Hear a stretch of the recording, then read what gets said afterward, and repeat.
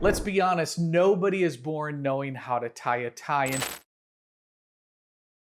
And today I'm going to show you the cleanest and the fastest way to get a professional looking tie knot in that tie so that you look like $1,000,000.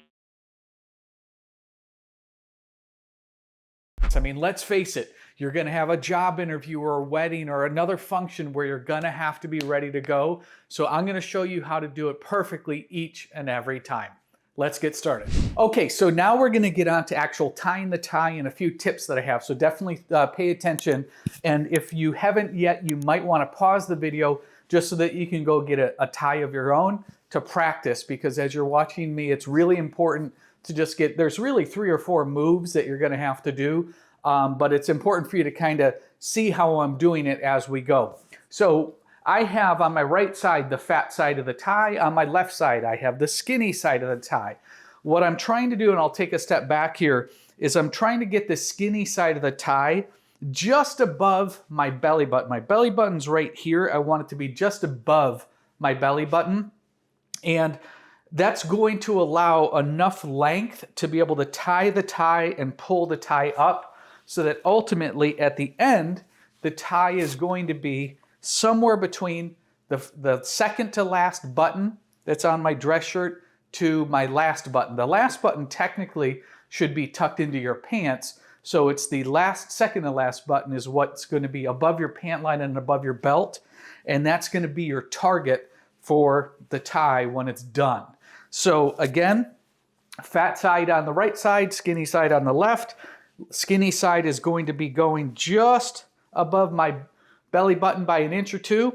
And now we're good to go with the length, because that starting length is going to dictate the ending length as I just outlined. So the other tip that I'm going to give you is you always want to use these 3 fingers, not your rings or your pinkies. You're going to use your middle fingers, your pointers, and your thumbs. So that's how you're going to be moving this tie around. And there's a trick at the end too, where we're going to wrap around these 2 fingers and then pull the tie through a little opening that we're going to make with these 2 fingers. So this is the 3 or 4 step move. I don't know, I haven't totally counted it, but it's not hard. And once you get the sequence down, you'll be able to tie a perfect knot. So this is it. Oh, by the way, other tip, always tie a knot with your dress shirt up like this. You're going to look like Count Dracula with the back of the tie sitting on your shoulder line and nice and flat.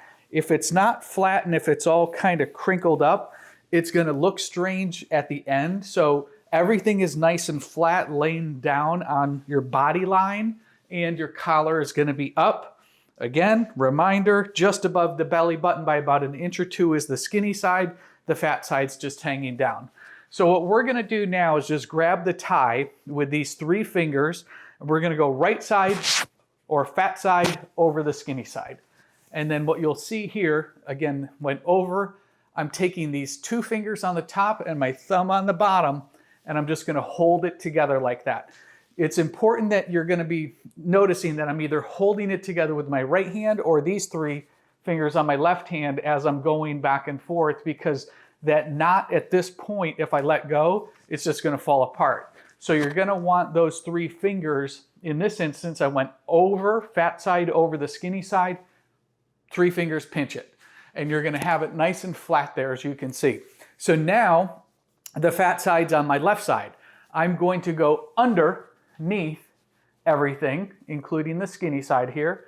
And then as you saw, I just transferred it over to my 3 fingers on my left, and I have it nice and pinched and flat. The flatter that I can make all of the wraps, the cleaner the knot's going to be at the end. So keeping it nice and flat is going to be important. So now I've got my 3 fingers on my left hand pinching the wrap. I went over fat side from right to left, and I went under from left to right. Now I've got the fat side back on my right side. What I'm going to do now is I'm going to go up and tuck it in right here. So you can see I'm tucking it in the top of the tie, and I'm just going to pull the fat side down. So now if I step back, you can see my left hand is still holding the knot together. And what I'll do, because you can see it now, is I'm going to straighten this out and kind of pull the the knot together now with that top loop that I just did. So my left hand is now holding and pinching everything perfectly. Make sense? Now, the next step, we've got technically skinny side in front of the fat side, and the fat side is now reversed. So you can see it's reversed because the inside of the tie is now facing you. Got it? So now I take my right hand, and what I'm going to do is I'm going to go one time over. Again, right over to the left, and then I'll take my 3 fingers. And this time, instead of holding the top of the tie, I'm going to put my 3 fingers, or 2 fingers here, my middle and my pointer.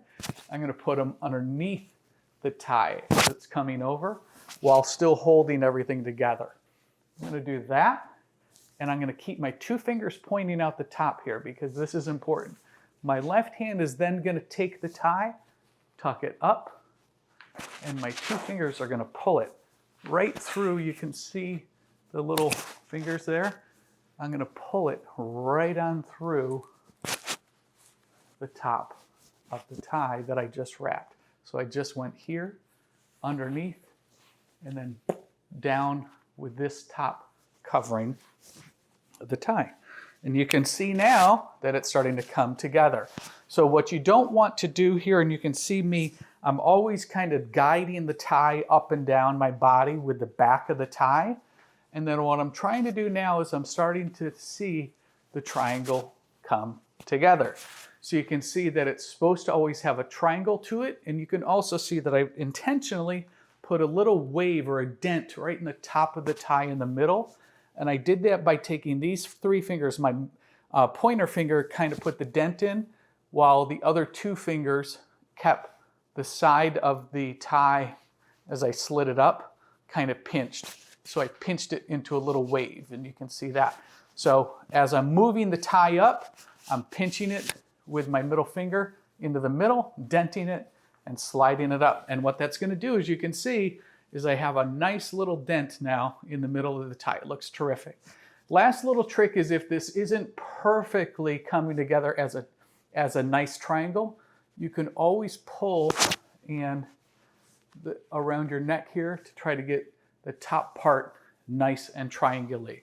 So you can see here, it's all come together perfectly. I'm going to put my collar down. Here's another dad trick, is you can see the middle of my shirt or collar is right here. Keep the tie down below the middle line, because as I'm taking the collar and putting the collar back down, I don't want the tie sticking out of the bottom there. I want it fully covered.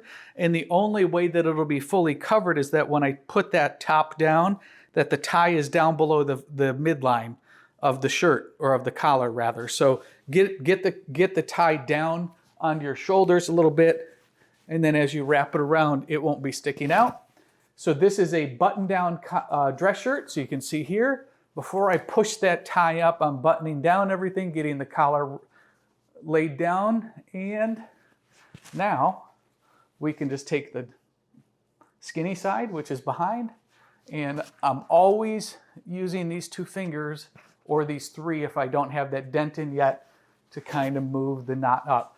Don't just try to yank the tie around. You're going to guide that knot up and down with your left hand, and then your right hand's going to be the pull on the skinny side or the back side of the tie. So you can see now it looks great. If you remember, the target was to try to get down to the second to last or last button. I'm right at the second to the last.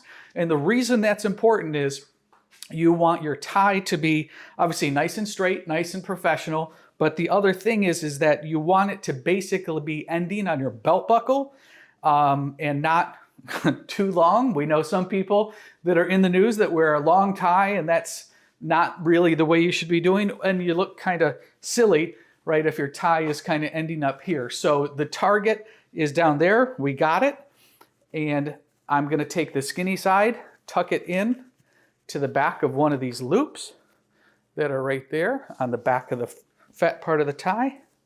And we are good to go.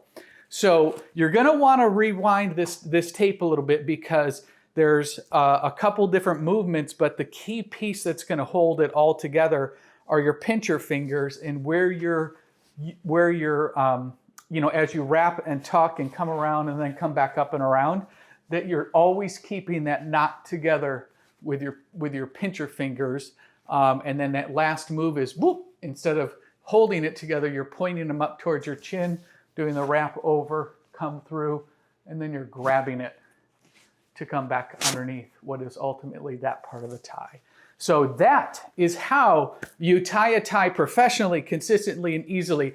I know it doesn't seem easy because I just went through the movements, but the more you do it, the easier it's going to become. Believe me, I had to tie a tie for 30 years in corporate America, and I can do it in my sleep. You will be able to too. There's nothing special about me. It just takes a little bit of practice. Now, lastly, before we finish this video, I want to give you a pro tip that ultimately, as you have a few ties, or you get good at tying these knots, you should save them. And this is an example, right, where you have a good tie knot. Actually, that one doesn't look good, but I'll put it properly on the hanger. You can see that this knot's pretty good, and I just kind of loosened it over my head and slipped it over, so I can save that for next time. And that's a little time saver for you as you're going through you know, your job interviews or a wedding weekend or something like that, that you're going to want to be able to save some of those ties that look good, because you won't need to retie it every time. There's really no reason not to. You just slip it back over your head, clean it up a little bit, kind of maneuver your fingers so that you can see that ultimately that's exactly how a good tie knot should be, with a dent in the middle here and a nice tight triangle right there. And I'll show you how to save this one. So again, left hand, right hand's on the knot, and all I'm going to do is pull the left hand, and you can see the skinny side of that tie is sliding up behind the fat part of the tie.